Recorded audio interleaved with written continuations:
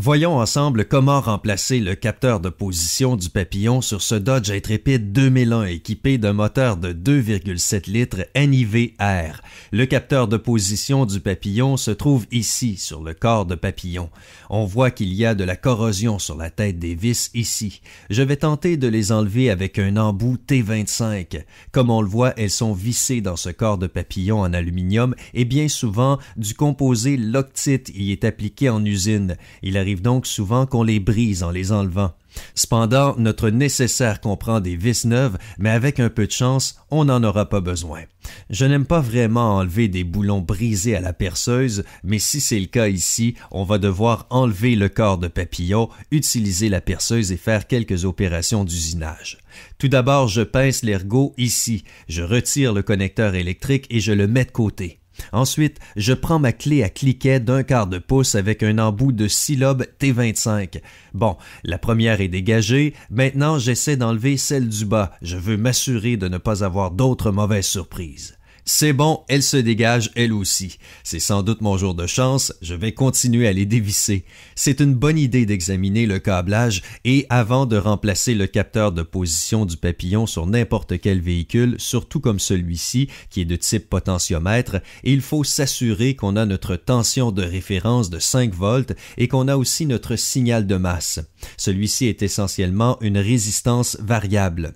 Autrement dit, selon la position du papillon, le niveau de résistance diffère et retourne un signal de tension variable au module de commande du groupe motopropulseur. Certains véhicules récents sont dotés d'un autre type de capteur de position du papillon. C'est un capteur à effet Hall dont les signaux sont plutôt numériques, mais celui-ci envoie un signal de tension très constant au module de commande du groupe motopropulseur.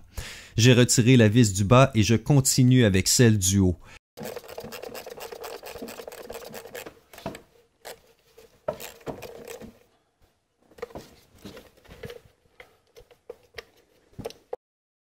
Voilà, je peux maintenant retirer le capteur de position du papillon du véhicule.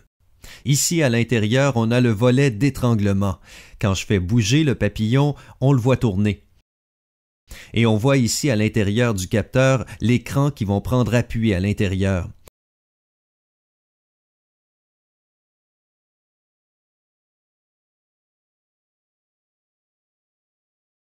On met le nouveau capteur en place et on s'assure qu'il a une bonne assise pour qu'il capte bien les signaux.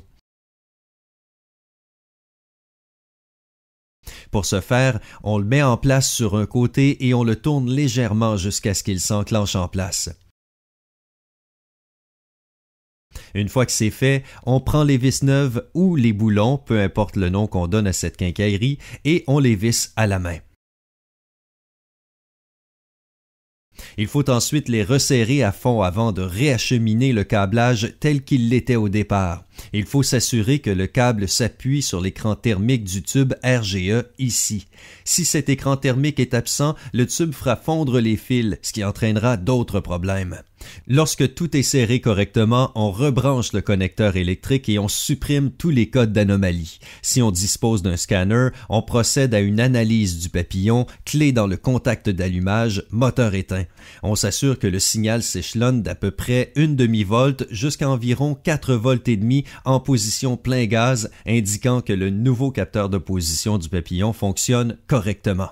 J'espère que maintenant vous avez bien compris comment remplacer le capteur de position du papillon sur le moteur de 2,7 litres du Dodge Intrepid.